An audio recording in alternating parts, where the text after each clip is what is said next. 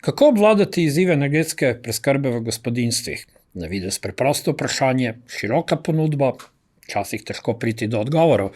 Poskusili bomo v tem podcastu, ki ga pripravljamo v sodelovanju z Združenjem slovenske fotovoltaike in podjetjem Enertek. Z nami sta danes Nina Hojnik iz Združenja slovenske fotovoltaike in Tadej Smogavec iz podjetja Enertek.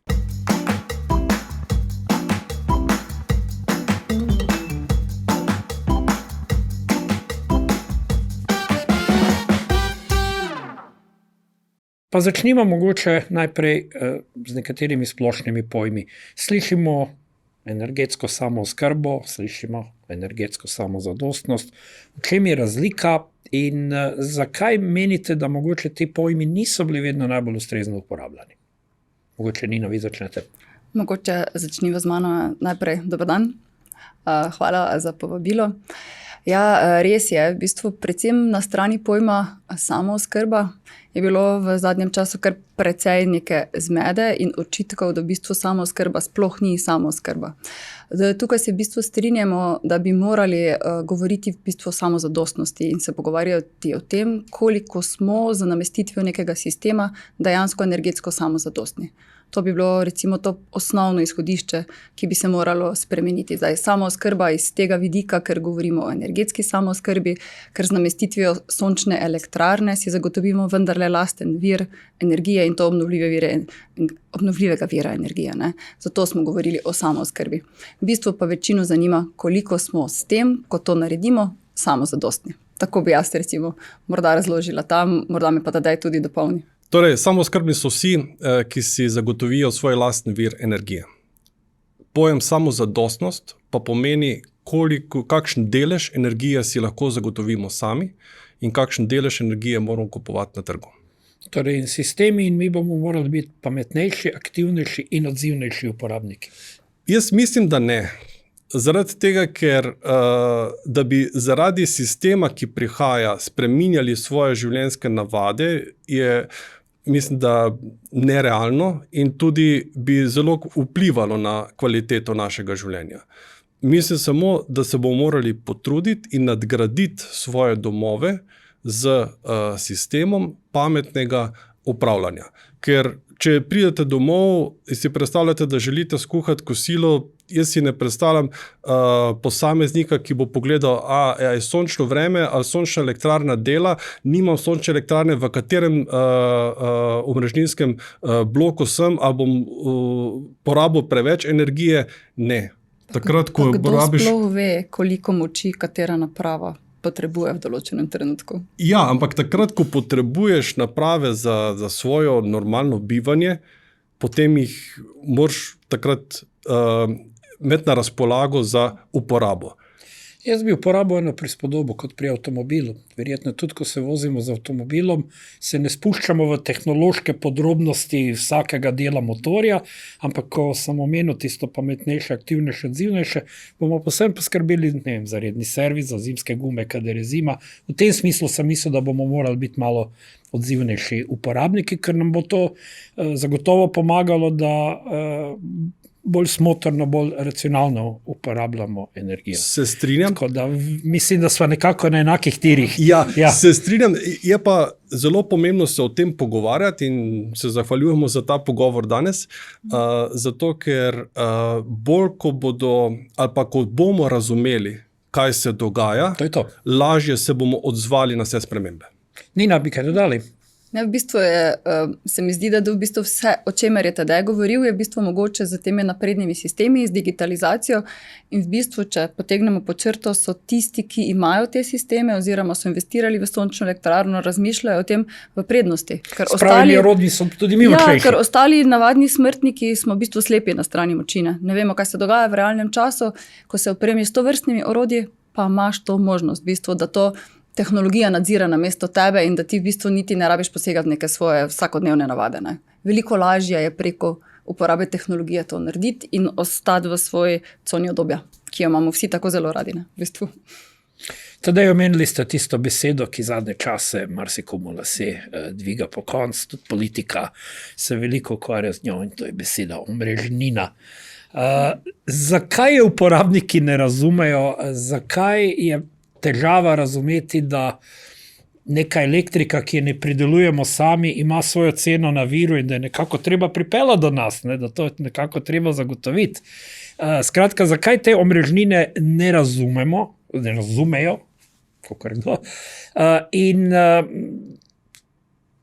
kako je v bistvu ta decentralizirani pristop, o katerem danes že govorimo, pravzaprav eden od najboljših načinov, kako se spopadati s temi izzivi omrežnine. Ja, težka tema in res je, da je bilo v preteklem obdobju ogromno negativnih informacij v zvezi z spremembami, ki se na trgu dogajajo. Prihajam iz podjetja Enertec, kjer se ukvarjamo z zagotavljanjem energetskih rešitev, nimamo vpliva na okolje, ki se kreira in pa na omrežninske akte in podobne stvari. Edina stvar za nas je, da se poskusimo temu prilagoditi. Zdaj, za spremembo je nastal šok. In večja kot je sprememba, večji šok nastane na katerem koli področju. In takrat, ko nam je odvzeto nekaj, kar smo v preteklosti imeli, je šok ali pa razočaranje še toliko večje. Vendar, ko podrobneje spoznamo sistem, ki je pripravljen, vidimo, da je dober sistem, da je vzdržen, seveda vsaka stvar ima možnost tudi za izboljšave, za posodobitve, ampak osnovna logika je dobra. To pomeni, da imamo proizvodni vir energije in pa potrošnika. In energija mora priti od proizvodnega vira, pa elektrarne, nekje hidro, jedrske, termo, katerekoli, do potrošnika. In tisti, ki bolj obremenjujejo, to se pravi, ki potrebujejo več energije, ki potrebujejo večje moči, morajo za ta prenos energije tudi več plačati. Potem pa nastane še ena komponenta, torej včasih je potreba po energiji zelo velika in je zaradi tega ta prenos dražji, v drugih obdobjih dneva ali tedna je potreba po energiji manjša, in je ta prenos cenejši.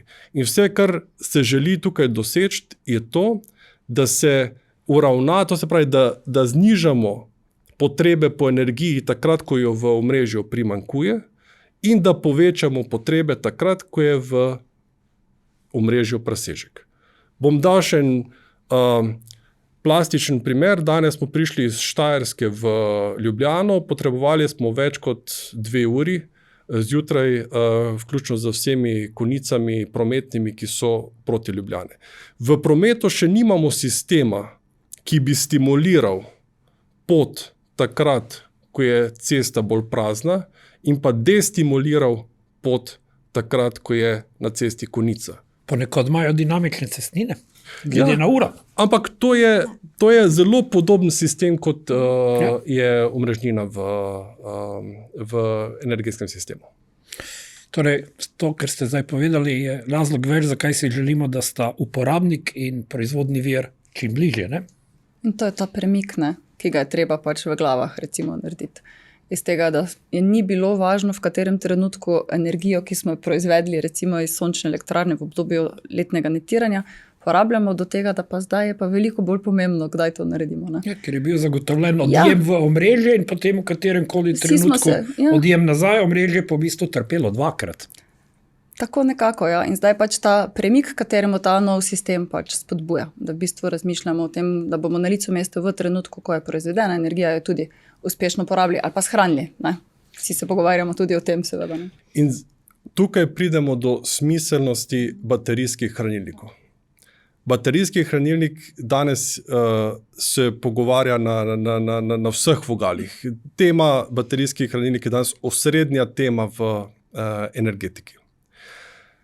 Baterijski hranilniki so pomembni samo zato, da uspejo shraniti energijo takrat, ko jo imamo na lastnem proizvedenem viru preveč, in porabiti iz baterijskega hranilnika, ki še je vedno na našem objektu, to se pravi na naši lokaciji, takrat, ko nam energije primanjkuje. in s tem ne obremenjujemo omrežja z oddajo in prejemanjem energije, s tem pa danes z novim omrežninskim aktom tudi prihranimo. No, upamo, da smo nekako zdaj pojasnili te splošne pojme, ne? In v bistvu so se dotaknili že ene take dileme, ki velja v javnosti pri zelo konkretni situaciji. Namreč marsikdo je prepričan, da je medenih tednov konec ravno zato, ker net meteninga ni več. Kot ste tudi sami povedali, ni bilo treba misliti, če imaš presežke, omrežje ti ga je vzelo. Ni bilo treba misliti, če rabiš neki omrežje ti je dalo. No, to zdaj ni več tako preprosto. A vendarle je stroka prepričana, da je pravzaprav morda zdaj celo še boljši trenutek za sončne elektrarne kot takrat, ko marsikdo misli, da so bili medeni tedni. Nina, kaj se je spremenilo? Kaj je to, kar zdaj v bistvu uporabnike lahko prepriča za tisti preskok, da se odločijo za prehod na recimo sončne elektrarne? Jaz bi mogoče malo orisala situacijo. Seveda. Kje smo, ker v bistvu v preteklem letu, ko smo pač vsi lovili še rok za vključitev v sistem letnega netiranja, torej po starem, je v bistvu bil večina fokusa bil tam, da je treba to še narediti. Večina je tudi te stvari sporočala, da to je zdaj treba izkoristiti trenutek. Dejstvo pa je, da imamo mi sistem, ki mu še danes rečemo nova uredba, nov sistem, že 3 leta. V bistvu je imel 3. rojstni dan, marca, mislim, da. In tudi omrežnina je bila, nova omrežnina je bila potrjena pred več kot 2 letoma. Tako da v bistvu smo se pripravljali na to spremembo. Ljudje so še vseeno lovili tisti zadnji vlak pri netiranju. Dejstvo pa je, pa to je tudi moje osebno prepričanje, ki priznam, da recimo sem čakala na sedanje produkte, hibridne sisteme in vse to, da je v bistvu trg delal, je ponudil veliko zanimivega. Meni je recimo bil osebni cilj dobiti primerljive podatke različnih podjetij.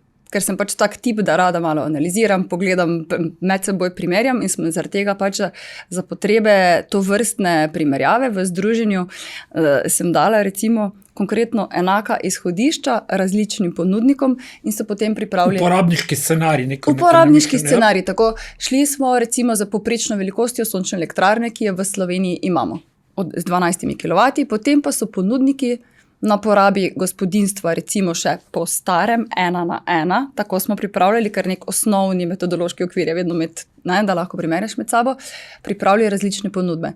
Kar je bilo meni najbolj zanimivo, da smo dobili prvič cenovno primerljive produkte, to je prva stvar, kaj smo dobili, drugo pa je, da so seveda ima vsak svoje neke lastnosti, na čemer pač temelji njegova ponudba, ampak vsi so imeli zelo, zelo primerljivo tako imenovano enostavno dobo vračanja. In tukaj pa imamo dejanske podatke po vsej analitiki, po različnih ponudnikih, kar je meni bilo zelo pomembno, da smo tam ali pa še na malo boljšem, kot smo bili prej. Je pa to splet okoliščin, seveda. Imamo trenutno zelo ugodno subvencijo strani države za to vrstne sisteme. Je potrebno... Kakšna časovna omejitev te subvencije ali do nadaljnjega? Do porabe sredstev, se vedno temu reče, ampak trenutno seveda sredstva so na voljo, tu ni treba skrbeti. Mislim, da so kar precej sredstev temu namenili, tako da ni se zabavati, da bi tega zmanjkalo. In tukaj je velika priložnost v bistvu za tiste, ki so v preteklem obdobju, ko je bilo v Sloveniji ogromno povpraševanja, ogromno vlog za soglasje, za priključitev, recimo ostali ali z omejenim soglasjem ali recimo brez možnosti oddajanja v omrežje. In tukaj je zdaj tisti poligon, kjer je veliko priložnosti, ki jih jaz ne bi zamudila v bistvu, ker je res, jaz sem konkretno dobila kar nekaj klicev in vprašanj, Nina, ali je mogoče, da so te ponudbe, ki jih zdaj oglašujejo podjetja, realne. Je možno, da je investicija toliko nižja po odšteti subvenciji, kot je bila recimo preteklo leto. Pa ne govorimo samo o hibridih, govorimo recimo tudi za samo sončno elektrarno je tudi ugodnejša subvencija, kot je bila. Ker verjetno se bo tedaj še posebej strinjal z mano, da ni vedno nujno, da je sončna elektrarna s hranilnikom optimalna rešitev. Treba je gledati na sistem, kot ga imamo. Treba je vedeti, kaj potrebujemo, kaj načrtujemo v prihodnosti. Ne? In zaradi tega je pač treba izbirati take, ki se bodo vzeli čas, ki imajo orodja, ki bodo dejansko se posvetili temu, kaj vi potrebujete, kaj vi pričakujete, kakšni so vaši načrti in potem optimizirali vaš sistem. Ne? Zaradi tega, ker zdaj pač to razmišljanje, v katerem smo, sistem, ki ga imamo, več ni, da je treba na letni ravni izravnati potrošnjo in pa proizvodnjo. Ne? Drugače je, temu se je potrebno prilagoditi in to je pač zdaj odlična priložnost v bistvu za to vrstne investicije. Ne? Elektrifikacija pa je, nas čaka, jaz mislim, da nas. No. To je zelo zanimiva debata o tem, kaj se splača, kaj se ne, a se včasih bo splačalo, a se je včasih danes splačalo. Bom povedal en primer, ki smo ga dobili pred kratkim. Še v času netmeteringa gospod naredil sončno elektrarno, ki mu danes proizvaja 3-krat več električne energije, kot je njegova potrošnja. Takrat je tudi bila nagnjena s temo, pa dajmo še malo kapacitete za rezervo. Tako, samo jaz sem neprepričan, imamo podkrepljeno z izračuni, da se ta investicija ne splača. Zaradi tega, ker bo povračilna doba te investicije najbrž daljša, kot je življenjska doba elektrarne. Ne glede na to, da je to v netmeteringu. Potem pa, ali se danes splača? Ja. V vsakem primeru se splača imeti lasten vir proizvodnje energije, ker energije potrebujemo vedno več in smo z lastnim virom neodvisni. Ampak ali se splača, je pa potrebno izračunati na podlagi prihrankov, ki nam jih sistem omogoča. Bom vprašal malo drugače, če bi nekdo postavil vprašanje, še morda pred leti, ali se bi splačalo imeti v svoji hiši ali pa v stanovanju eno pipco, po kateri bi tekel nafta ali pa bencin, verjetno bi vsi rekli, da se splača. Pa ni rečeno, ker je vprašanje vzadnji, kakšna investicija, koliko rabim za neko vrtino zvrtati, za to, da bom dobil svojo lastno nafto, s katero bom lahko se grel in pa tankal v avtomobile noter. In če bi ugotovil, da je investicija toliko nizka, da bom s tem prihranil in da si jo bom povrnil v določenih 5, 6, 7 letih, bi verjetno v to investicijo šel. Če bi mi pa nekdo rekel, da bo investicija povrnjena v 200 letih, potem pa tudi take pipce, po kateri teče nafta, ne potrebujemo doma. In pri proizvodnji električne energije iz sonca je zelo podobno. Potrebno se vprašati, koliko nas sistem stane in koliko lahko s tem sistemom prihranimo. In kdaj bo ta investicija povrnjena. Ravno s tem pridemo do naslednjega zelo pomembnega vprašanja. Na trgu je več ponudnikov, da ne rečem veliko ponudnikov, na voljo so različni izračuni, simulacije. Kako naj kot potrošnik vemo, katera simulacija je pravilna, v smislu, da je primerna? Omenili smo, nekateri so pred časom predimenzionirali, zdaj se jim to maščuje. Kako torej vedeti, na kaj biti pozoren, kako vedeti, katera ponudba je primerna in zaupanja vredna? Zelo enostavno. To je eno najbolj enostavnih vprašanj in pa tudi dejanj na trgu. Torej vsem, ki danes razmišljajo o lastnem proizvodnem viru oziroma sončni elektrarni ali baterijskem hranilniku, prva stvar, ki je, da se ne obremenjujejo z velikostjo, z kilovati, z kilovat piki, z močjo elektrarne, z kapaciteto baterijskega hranilnika, koliko kilovatnih ur in pa koliko kilovatov moči, ker sta dva različna podatka za baterijski hranilnik. Torej, to se danes potrošniki ne rabijo ukvarjati, ali pa potencialni kupci sistema z temi tehničnimi karakteristikami se ne rabijo ukvarjati. Oni morajo vsakega ponudnika vprašati samo potem, koliko bo sistem, ki jim ga posamezni ponudnik priporoča, omogočil prihrankov in koliko ta sistem stane. Samo ta dva podatka sta danes pomembna. Izračun je pa zelo kompleksen. No, pa so kakšna jamstva, da bodo te izračuni dejansko taki, kot jih oglašujejo? Bom razložil. vprašanje. Bom razložil. Računi so zelo kompleksni. Zato mogoče en prvi znak ali pa navodilo, če nekdo to pred vami izračuna na listu papirja, potem je to zagotovilo, da temu računu ne verjeti. Če nekdo izračuna to na pamet, potem dajte mu za pijačo in rečete hvala lepa in se obrnite in pejte v stran. Zakaj to govorim s tako visoko verjetnostjo?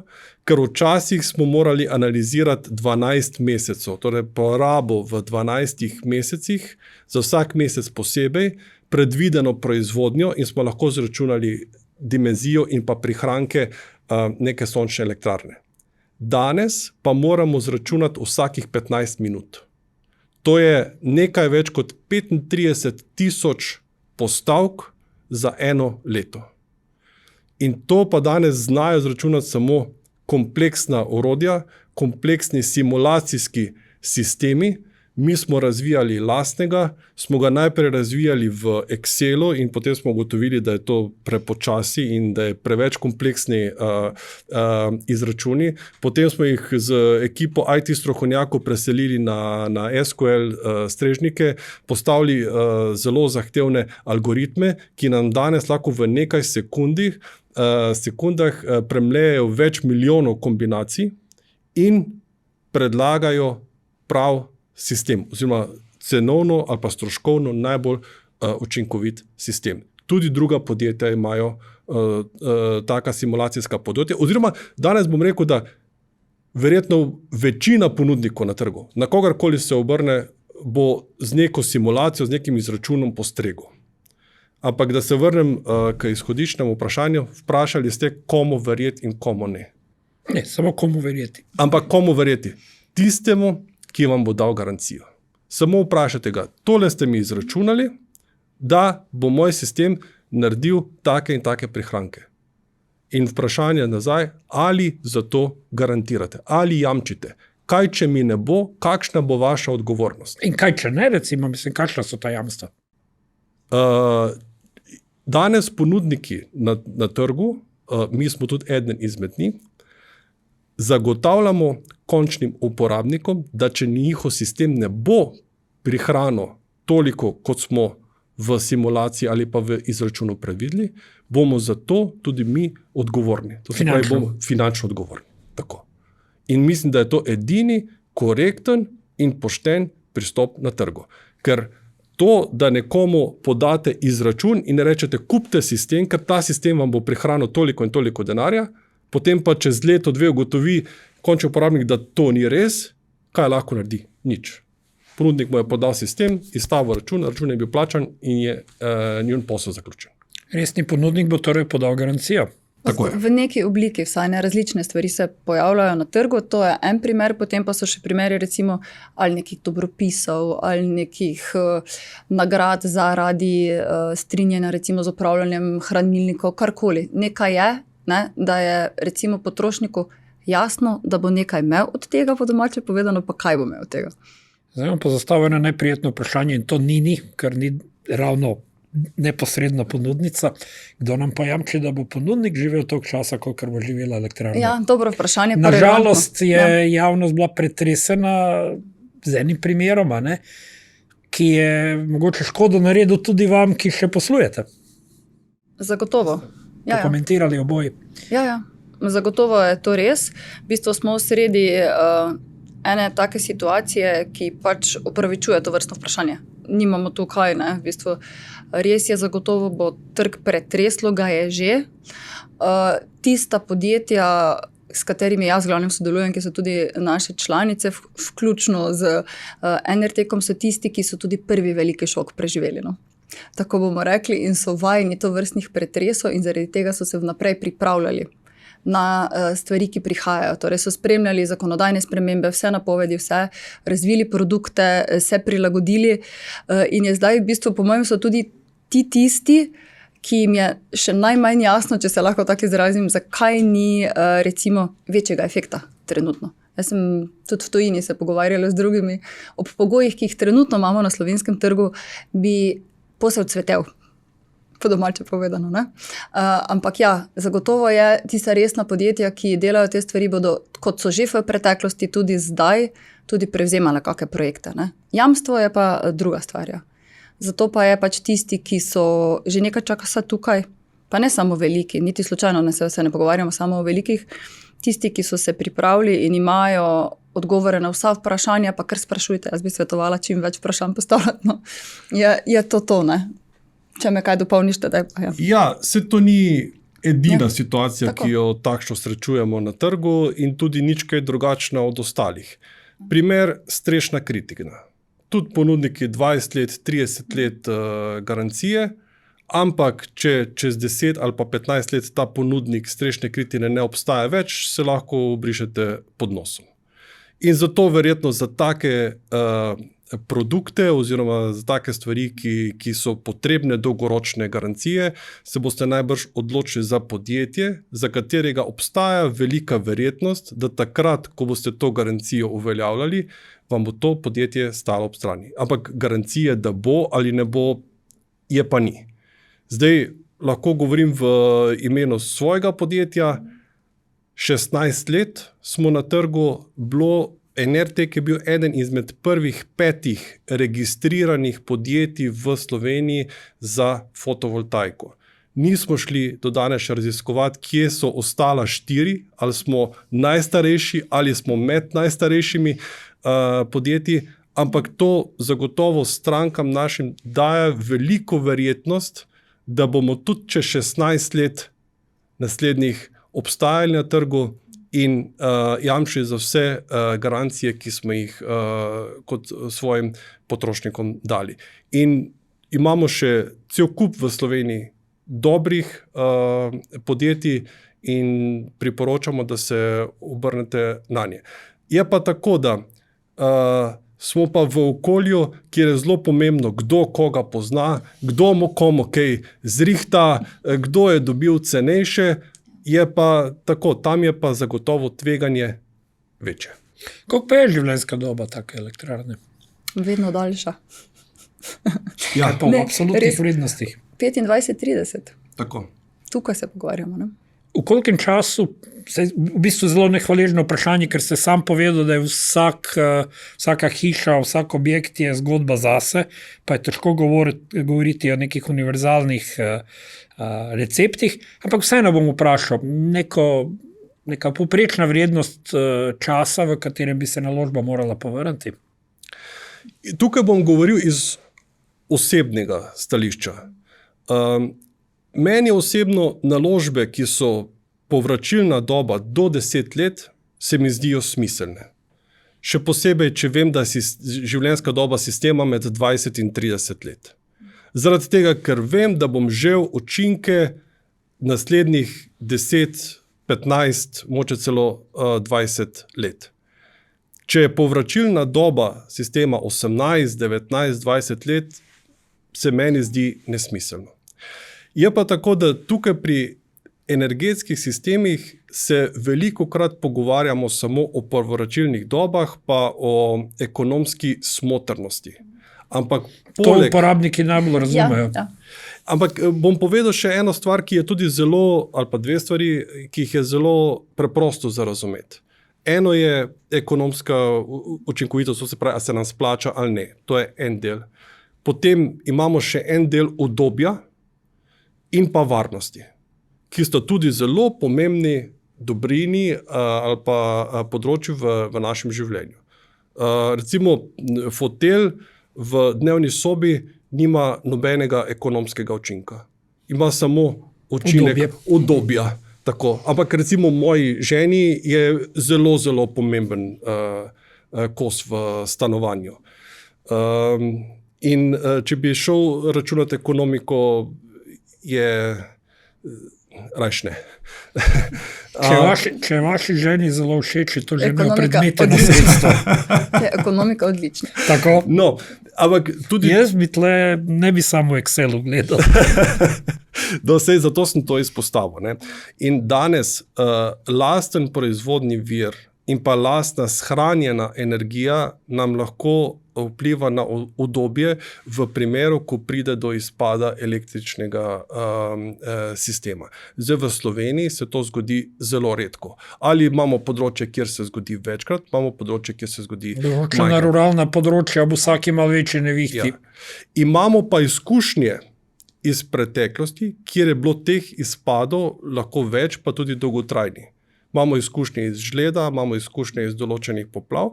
Smo tudi v zelo zanimivem času, kjer lahko nekaj napačnih odločitev v svetu zelo resno vpliva na izpad Marsikaj. električne energije. Na marsikaj, ampak to je eden. Ne? In takrat med zagotovljen lastni vir lahko bistveno poveča stopnjo udobja. Potem imamo še pa en vidik, ki je pa varnost, ki, poglejte, primer starejšega para, ki ni mogel iz garažne hiše, zaradi tega, ker so bila vrata na elektriko in se ni znašel, kako odpreti garažna vrata ročno, plus dvoriščna vrata na elektriko, ko je moral gospod nujno k zdravniku. To je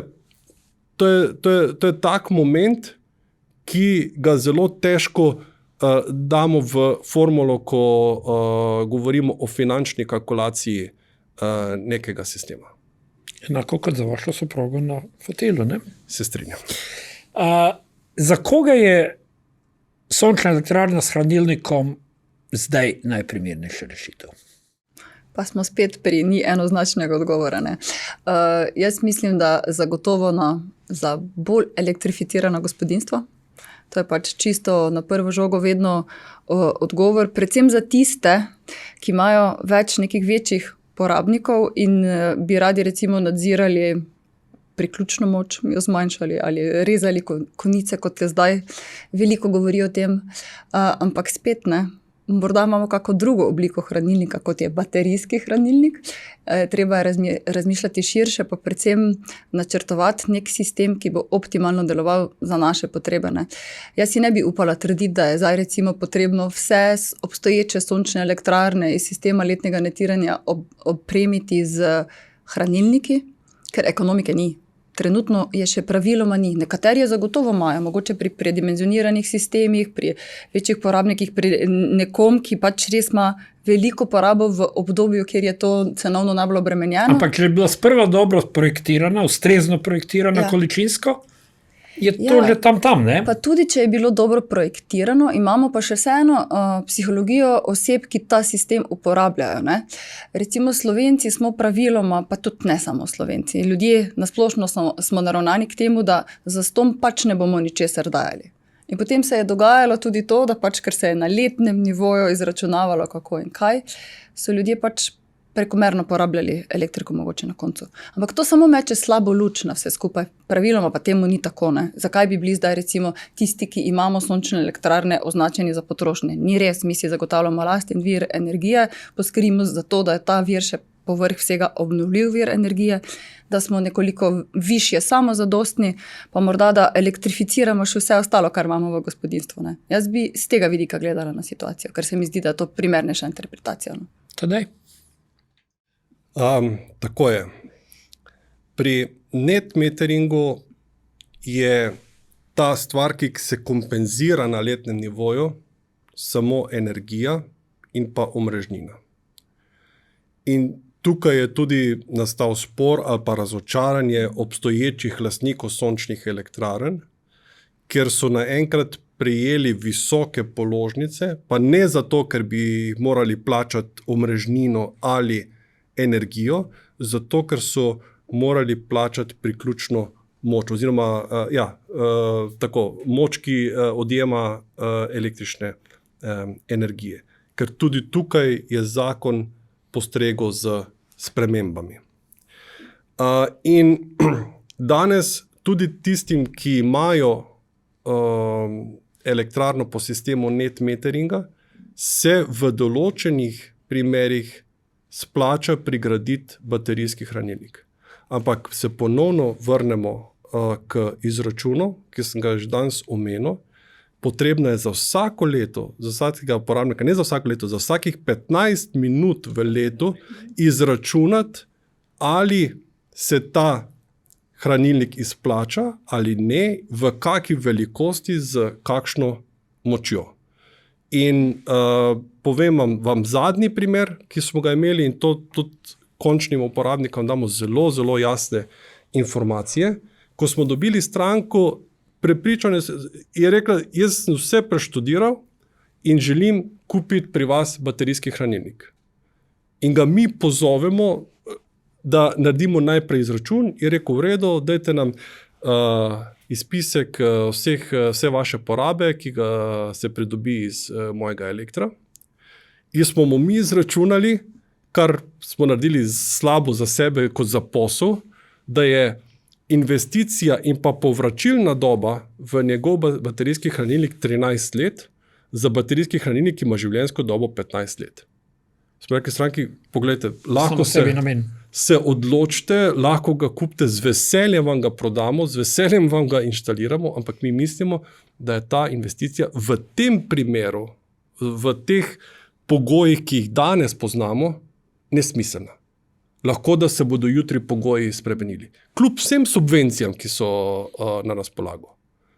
Imeli smo pa tudi drugačne primere, kjer je stranka rekla, baterijskega hranilnika jaz ne rabim, to sem jaz vse zračunala, s prijateljem sem se dogovorila, to mi je on svetoval, da to se ne splača.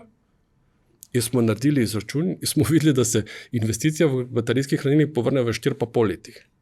Stvar jasno. Ja, in se vračamo zdaj, ne glede na to, ali je v sistemu net meteringa, ali je danes, kot tega net meteringa ni več, je pomembno, da izračunamo, kakšna je smiselnost v investiciji. Lahko vam povemo, recimo, za primer, da v lanskem letu, kjer se je elektrarne v 98% prodajale samo po sistemu netiranja, kjer je bila fraza, ki smo jo poslušali na energetskih konferencah, da se baterijski hranilnik trenutno še ne splačajo, zaradi tega, ker je omrežje deluje kot baterija. Mi smo v lanskem letu skoraj polovico sistemov prodali z baterijskimi hranilniki. Samo zato pa ni bilo to naša odločitev, to je bila odločitev končnega uporabnika, ker smo mu lahko postregli z izračuni. Vsi ti uporabniki so nam danes izredno hvaležni, da je prišlo do tega. Tako da še enkrat načrtovanje, potem izvedba. Vrnimo se nazaj na trditev, da je zdaj dober trenutek. Ali se vam zdi, da se ljudje zavedajo tega, da je zdaj dober trenutek? Ne nazadnje, zato smo tukaj. Kaj še narediti, da bi ljudje prepoznali, da medenih tednov res še ni konec? Oziroma, da se zdaj le dogajajo na drugačen način, morda celo boljši. Da v bistvu zamujajo priložnost. Ne? No, lahko pa tako. Na ta način bi jaz v bistvu se o tem pogovarjala, ker je, tako kot sem rekla, že pač na svojem primeru, jaz pač verjamem oziroma vem, glede na izračune, ki sem jih videla, pa zaupam tistim, ki so jih delali, ker mislim, da je bilo veliko energije vložene v to pa znanja, da pač je zdaj še bolj primeren trenutek.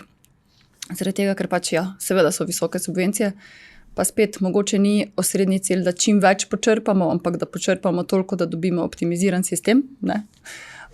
In pa seveda ne, v vsej situaciji, ki se trenutno dogaja, tudi geopolitično gledano, je za moje pojme še kako pomembno, da imamo en del energije lahko zagotovljen lasten. Še posebej, če imamo to možnost, ne? Če imamo lastno hišo, recimo v svoje gospodinjstvo, velike porabnike in finančne možnosti, imamo tudi ugodne sisteme financiranja za te stvari. Skratka, pogoji, ki trenutno veljajo, so dobri. So dobri, so spodbudni. Ljudje pa zaenkrat še tega ne vidijo, deloma tudi zato, ker se je od tej tematiki, nasplošno o energetiki v zadnjem letu res veliko govorilo. Nastala je ena precejšnja zmeda. Veliko so govorili tudi takšni, ki ne vejo več veliko o tem. Tako, veliko je internet strokovnjakov, jaz tudi berem forume malo, tako da vidim, kakšna je klima na področju, seveda, ker je to pomembno. In je dejansko veliko zmede, veliko neznanja. K temu je seveda deloma pripomoglo tudi kompleksno sistemov, ki so se spreminjali, ne? Ker pač je za poprečnega potrošnika, ko mu nekdo reče, da izgremo iz noč dan na 5 blokov, na 2 sezoni, recimo že sam strah povzroči nek dvom, čeprav ni utemeljene, recimo, argumentacije zadaj, da je res karkoli hudo narobe s tem. Ne? In vse te spremembe so v bistvu rezultirale v tem, da ljudje več ne vejo, komu verjeti. Tukaj smo, v tej situaciji smo trenutno, ne? Dejansko pa celotna matematika kaže, da je še kako smiselno. Ne? In tukaj je zdaj pač potreba, po mojem, ponovno zagnati ta sistem, pa ne se pogovarjati toliko o zelenem prihodu, ampak res o obdobju, o varnosti, o ekonomski smotrnosti vsega skupaj. No? Ker pač morali bomo izvesti te stvari. Ne? Koliko je pa združenje pripravljeno prevzeti to svetovalno vlogo kot relativno neodvisen igralec? Mi smo relativno neodvisni, seveda so v prvi vrsti naše članice, ki pa so iz celotnega spektra. Ne? Tukaj smo, ne? Zdaj recimo tudi zaradi sprememb, ki se dogajajo, smo se začeli obračati tudi k proizvajalcem hranilnikov in vsega, ker je pač fleksibilnost je trenutno glavna tema, kot je tedaj že uvodoma povedal, ne? V bistvu vse te mere fleksibilnosti, hranilniki, kaj lahko hranilniki naredijo za samo podporo omrežju, ne nazadnje. Mi imamo z tovrstno investicijo v bistvu lahko posameznik prispeva oziroma pomaga k temu, da ni treba v tolikšni meri omrežje nadgraditi, če smo lahko čisto plastična. Ne? Če recimo gremo za instalacijo nekega hibridnega sistema oziroma optimiziranega sistema, zmanjšamo tisto priključno moč, soglasje za priključitev je lahko veliko manjše, lahko delamo brez oddaje v omrežje. Ne? To so zdaj sistemi, ki vse to omogočajo. Tako da mislim, da je kar veliko je takih, ki jih je zanimalo v osnovi, morda se v preteklih 2 letih, ko je res bilo veliko popraševanja in se je o tem govorilo in so bile tudi recimo spodbude drugačne, visoke, neprevidljive cene električne energije, to je bila glavna gonilna sila v preteklem obdobju, hkrati z tem zaključevanjem letnega netiranja. To se je zdaj malo vse skupaj umirilo, ljudje mogoče potrebujejo čas za razmislek, morda so malo zadržani do samih hranilnikov. Vsega tega se je pač potrebno zavedati. Ne? Ampak jaz res zdaj veliko hodim po raznih dogodkih, poslušam tudi tehnološke lastnosti samih hranilnikov, gledamo varnostne teste, približevanje vseh teh novih tehnologij in je dejansko mene so prepričali, no? V bistvu, da to je edina pot. Ko se pa pogovarjaš v tujini, pa itak jim ni jasno, kako še sploh lahko nameščamo elektrarne brez podpornih sistemov, brez nekih digitalne podpore na splošno. Ne? Tako da zagotovo je to treba narediti. Združenje pa ima to pozicijo v bistvu, da se o tem seveda s veseljem pogovarjamo, ne? In povezujemo tudi z podjetji, ki to izvajajo.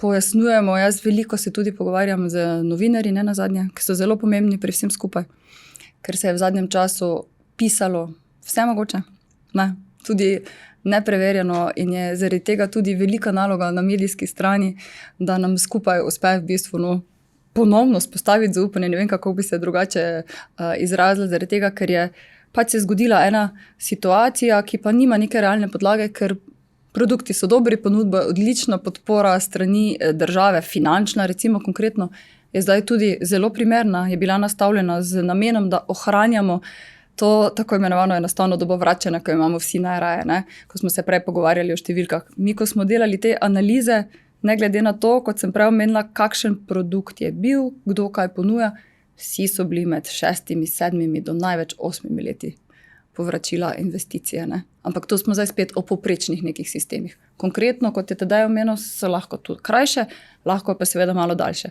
Ker vsi so govorili o tem, da je v preteklosti bila zaradi cen dviga električne energije veliko krajša doba vračanja. Pa ni res, ne? Ker večina, ki se jih odločila za te investicije, tega niso plačali v enotnem znesku, so poiskali kakršnokoli financiranje, obdobje je seveda malo daljše in tukaj se vendarle pogovarjamo o investiciji v energetski sistem. Ne? Tako da, kot je rekel tedaj, če smo v obdobju 10 let povračila, je smiselno.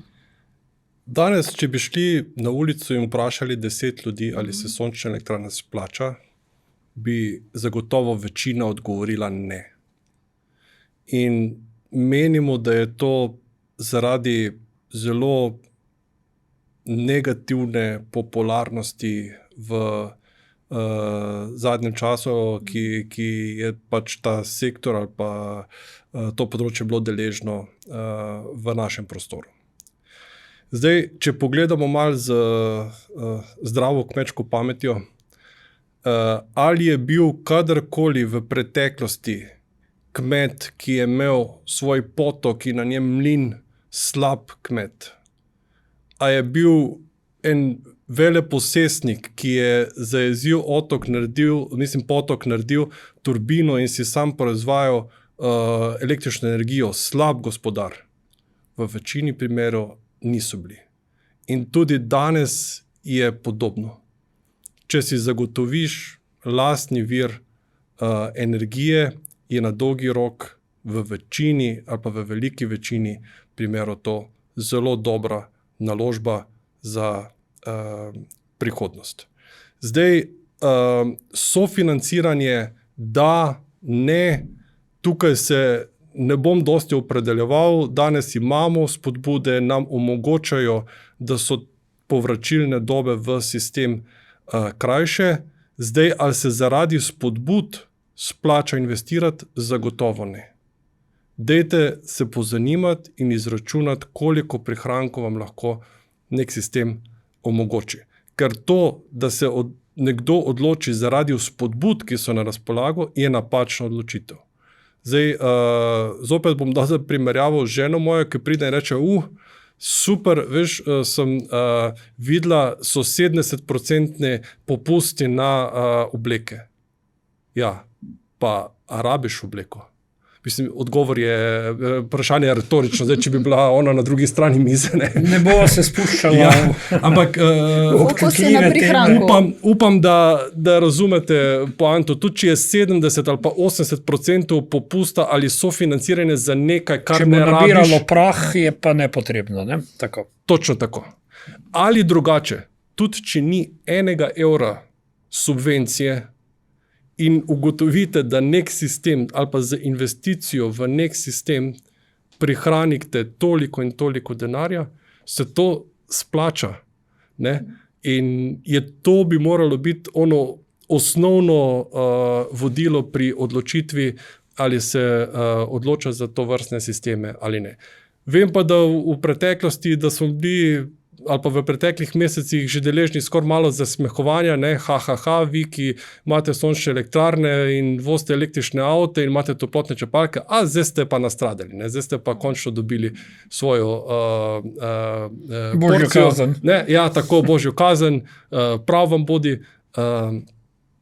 Je pa res, da resnica je daleč od takšnega posploševanja na trgu. In se pravi, še enkrat sem vesel, da se pogovarjamo o teh stvareh, zato ker upam, da lahko vsaj malo približamo drug pogled širši javnosti. No, in s temi lepimi slikovitimi primerjavami, ki zagotovo pomagajo k lažjem razumevanju, mislim, da lahko sklenemo ta naš podcast. Mogoče sam še kakšna zaključna misel, če se vam zdi, da smo mogoče še kaj pozabili. Mislim, da smo dosti široko pokrili. Jaz bi mogoče še eno temo, ki je pomembna, torej dosti smo govorili o načrtovanju sistema, dosti smo govorili o temu, a se sistem splača ali ne splača, ampak pride še en del. Ena zelo pomembna faza še pride. In to je? To je, ko je sistem postavljen, ga je treba nadzorovati. In vzdrževati. Ja, pa povejmo še kaj o tem. Poglejte, noben kompliciran ali pa kompleksen sistem danes ne deluje na način, da se ga postavi in naslednjih 20 let deluje brezhibno, pa ne samo brezhibno, lahko da brezhibno deluje, ni pa rečeno, da deluje v skladu z razmerami, ki takrat na trgu veljajo. In če se zopet vrnemo v izhodišče, ko smo se pogovarjali, kako bomo morali postati aktivni uporabniki, oziroma prišli tudi do spoznanja, da bolj kot je kompleksen naš elektroenergetski sistem na domu, težje je aktivno sam upravljati vse naprave in bo potrebno orodje, ki bo to delalo namesto nas. Če pa želimo nekega mini robota na domači lokaciji, bo pa za tega robota ali za ta računalnik nekdo mogel skrbeti. ker tudi okolje, kot ga imamo danes, zagotovo ne bo enako okolju, kot ga bomo imeli jutri. In bo treba parametre sistema prilagoditi, zato da bo tudi jutri ta sistem funkcioniral na ekonomsko najbolj učinkovit način. Torej, pogovarjali smo se tudi o podjetjih, o tem, komu zaupati in komu ne. To je še ena komponenta. Pogovarjate se s podjetji, ki vam omogočajo nadzor, kontrolo in pa upravljanje vaših sistemov še ne samo veliko let potem, ko bodo sistemi nameščeni, ampak nekako v življenjski dobi sistemov, ki jih vgrajujete. Tako da to je danes komponenta, področje, ki je vedno bolj pomembno, hkrati pa omogoča, da se sistem prilagaja razmerom, takratnim ali pa trenutnim razmerom, ki so na trgu.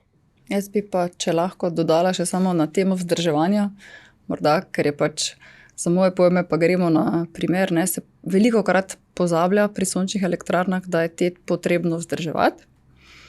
Pri avtomobilih vsi vzdržujemo, vsi vozimo na servis, vsi plačujemo zavarovanja, pri sončni elektrarni pa se tukaj pač potem pogovarjamo še o nekem dodatnem strošku, nepotrebnem dodatnem strošku, ki je pa popolnoma napačno razmišljanje. Ne. Vzdrževanje je zelo pomemben del, da sistem deluje optimalno, potem še naprej. Ne. In to se prevelikokrat morda pozablja. Še posebej, ko se začnejo sončne elektrarne tudi starati. Ne. Ker mi z vidika združenja pač gledam na to, ko bo prva elektrarna zagorela, bo potem cel halo na temo nevarnosti nameščenih sistemov. Ne. In z ustreznim vzdrževanjem in nadzorom sistema je seveda tveganje veliko manjše. To, kaj mislim, da je pomembno sporočilo, no, ki se ga velikokrat pozabi. Evo, upajmo, da bo zaleglo, da bo prišlo v prava ušesa. Nina Hojnik, Združenje slovenske fotovoltaike, Tadej Smogavec, podjetje Enertek. Hvala za sodelovanje v podcastu. Hvala vam. Hvala vam.